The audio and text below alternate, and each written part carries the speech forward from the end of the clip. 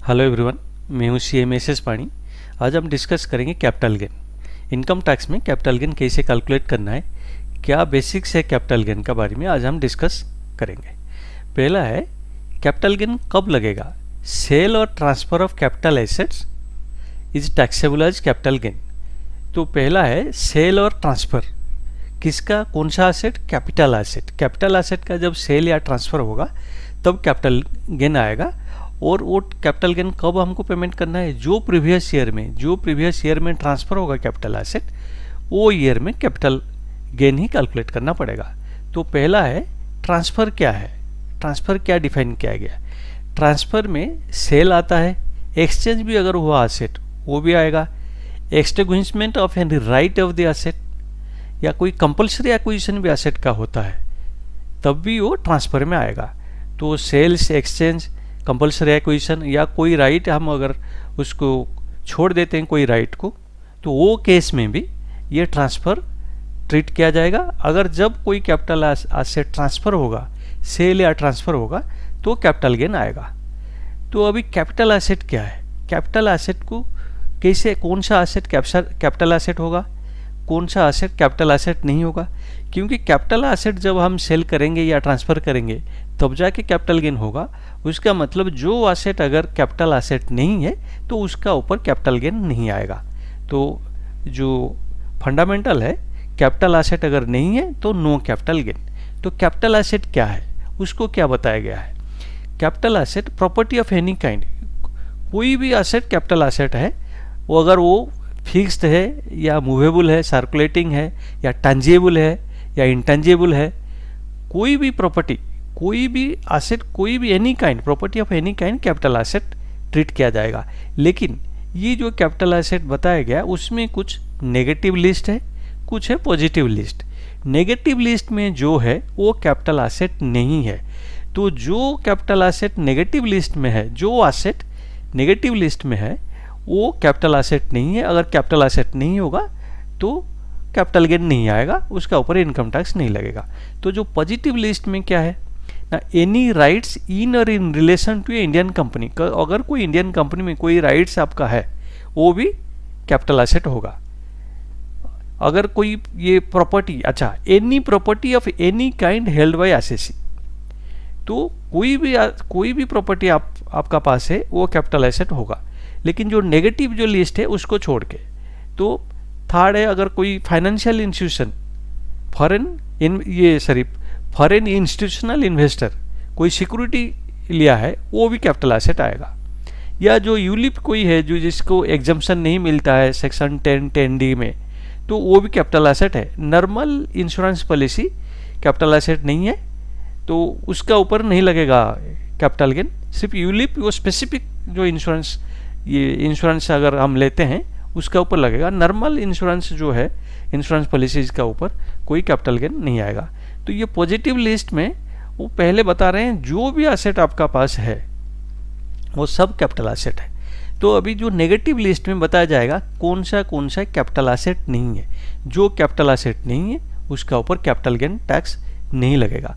तो वो negative list क्या है, stock in trade, consumable stores. अगर कोई आदमी बिजनेस कर रहा है, कोई प्रोफेशन कर रहा है, उसका अगर उसका जो स्टॉक है, जो मटेरियल ला के वो बेच रहा है, या उसका अगर कोई प्रोडक्शन कर रहा है, कोई अगर बिजनेसमैन कोई प्रोडक्शन कर रहा है, उसके लिए जो रॉ मटेरियल है, ये कंज्यूमेबल स्टोर्स एंड स्पेयर्स है, ये सब कैपिटल एसेट नहीं है। तो ये अगर जब बेचेंगे उसका ऊपर कैपिटल गेन नहीं आएगा।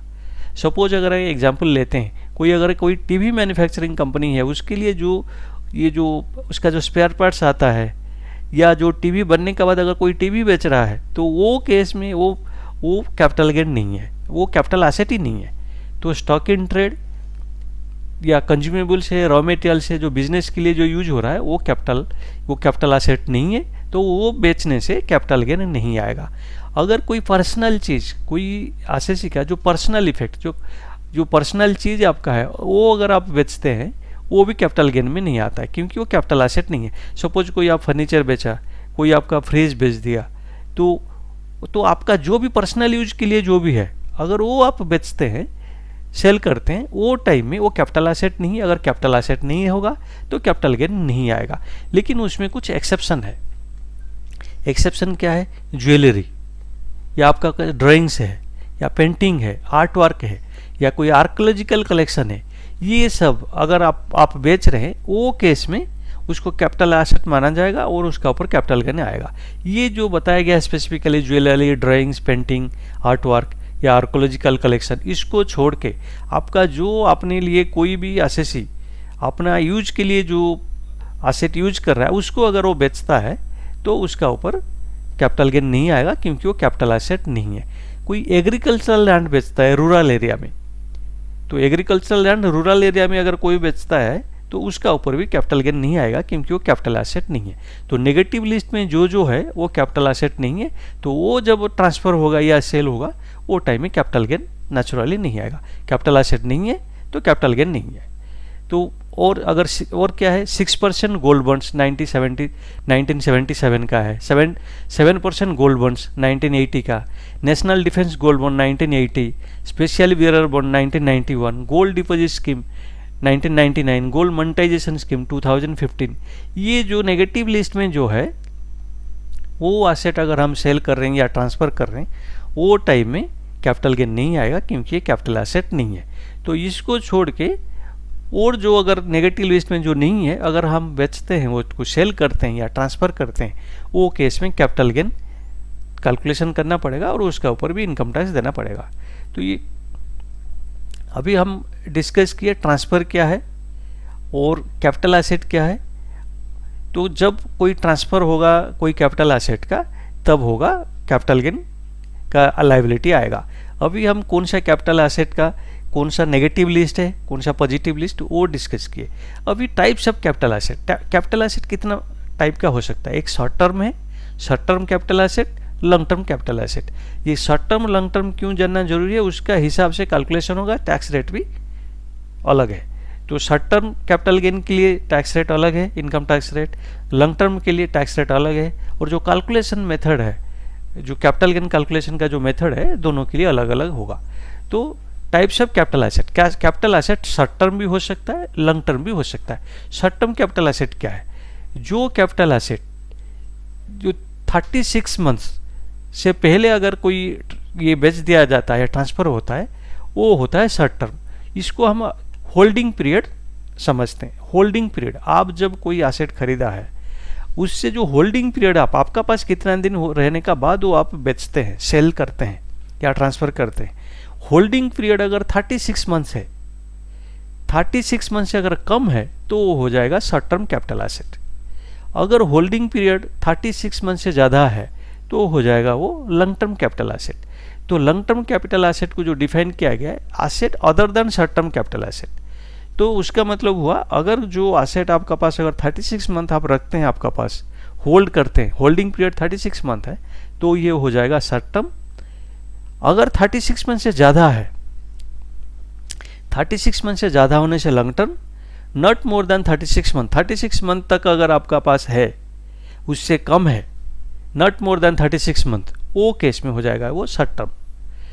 तो अभी इसमें कुछ एक्सेप्शन है। तो ऐसा भी कुछ एसेट है अगर होल्डिंग पीरियड 36 मंथ से कम भी है, वो केस में भी उसको लॉन्ग टर्म कैपिटल एसेट माना जाएगा। वो एक्सेप्शंस क्या है? तो अगर वो एक्सेप्शन है, equity and preference share in A listed company को, अगर कोई आपका पास कोई लिस्टेड कंपनी का शेयर है, वो इक्विटी शेयर हो या प्रेफरेंस शेयर है, वो टाइम में जो होल्डिंग पीरियड जो शॉर्ट टर्म या लॉन्ग टर्म के लिए जो 36 मंथ था, 36 मंथ नहीं होगा, 12 मंथ्स होगा। उसका मतलब अगर कोई शेयर्स आपका पास है, equity share, preference share, 12 month से ज़्यादा दिन आपका पास रहा तो हो जाएगा वो लॉन्ग टर्म कैपिटल एसेट। अगर कोई equity preference share unlisted company का है तो 24 मंथ्स होल्डिंग पीरियड, 24 मंथ्स का बाद वो हो जाएगा लॉन्ग टर्म कैपिटल एसेट। तो ये security, debenture, bond, government security, derivative etcetera, अगर ये 12 मंथ से अगर जो भी अगर सिक्योरिटीज आपका पास है, लिस्टेड सिक्योरिटी है, debenture, bonds, government security, derivatives अगर लिस्टेड है जो, तो वो केस में भी 12 months, holding period 12 months, 12 months से ज़्यादा होने से हो जाएगा लॉन्ग टर्म, 12 मंथ से कम है तो हो जाएगा वो short term capital asset. Immovable property, land और बिल्डिंग और बोथ, अगर इमूवेबल प्रॉपर्टी आप अगर जब सेल करेंगे उसका होल्डिंग पीरियड 24 मंथ्स है। अगर यूनिट्स ऑफ यूटीआई लिस्टेड और अनलिस्टेड, कोई यूनिट है आप यूटीआई का कोई यूनिट्स है आपका पास, अगर वो लिस्टेड हो या अनलिस्टेड हो, होल्डिंग पीरियड 12 मंथ्स है, 12 मंथ से ज़्यादा होने से लॉन्ग टर्म हो जाएगा। Unit of equity oriented mutual fund, listed और अनलिस्टेड, अगर कोई म्यूचुअल फंड आपका पास है इक्विटी ओरिएंटेड है तो 12 मंथ्स अगर आप होल्ड करते हैं, होल्डिंग पीरियड 12 मंथ से ज़्यादा होने से हो जाएगा लॉन्ग टर्म। यूनिट्स ऑफ डेप्ट ओरिएंटेड म्यूचुअल फंड, लिस्टेड और अनलिस्टेड, तो वो केस में होल्डिंग पीरियड 36 मंथ चाहिए, 36 मंथ से ज़्यादा होने से आपका होगा लॉन्ग टर्म, नहीं तो हो जाएगा वो short term. Zero coupon bonds, listed और अनलिस्टेड, उसका होल्डिंग पीरियड है 12 मंथ्स। तो नॉर्मल केस में जो short term capital asset define किया गया है, अगर आपका holding period not more than 36 month, 36 month से अगर ज़्यादा आपका पास नहीं रहा वो एसेट, आप उसको सेल कर रहे हैं या ट्रांसफ़र कर रहे हैं, उसको शॉर्ट टर्म कैपिटल एसेट माना जाता है। लेकिन कुछ एक्सेप्शन है, वो केस में डिफरेंट होल्डिंग पीरियड में भी उसको लॉन्ग टर्म एसेट माना जाएगा, जो अभी हम डिस्कस किए। तो ये बेसिक्स था कैपिटल गेन का। अभी जो आगे का जो मैं वीडियो बनाऊंगा उसमें कैसे कैलकुलेट करना है, ये बेसिक्स है। अभी हम कैपिटल एसेट क्या है, सेल क्या है, ट्रांसफ़र क्या है, शॉर्ट टर्म कैपिटल एसेट क्या है, लॉन्ग टर्म कैपिटल एसेट क्या है, वो बारे में डिस्कस किए। आगे हम डिस्कस करेंगे अगर कोई शॉर्ट टर्म कैपिटल एसेट का कैलकुलेशन कैसे करना है, कैपिटल गेन कैसे कैलकुलेट करना है शॉर्ट टर्म और लॉन्ग टर्म, वो इंडेक्सेशन बारे में भी डिस्कस करेंगे अगले वीडियो में। अगर ये वीडियो मेरा आपको पसंद आया, प्लीज़ वीडियो को लाइक कीजिए, शेयर कीजिए और मेरा चैनल को सब्सक्राइब कीजिए। Thank you.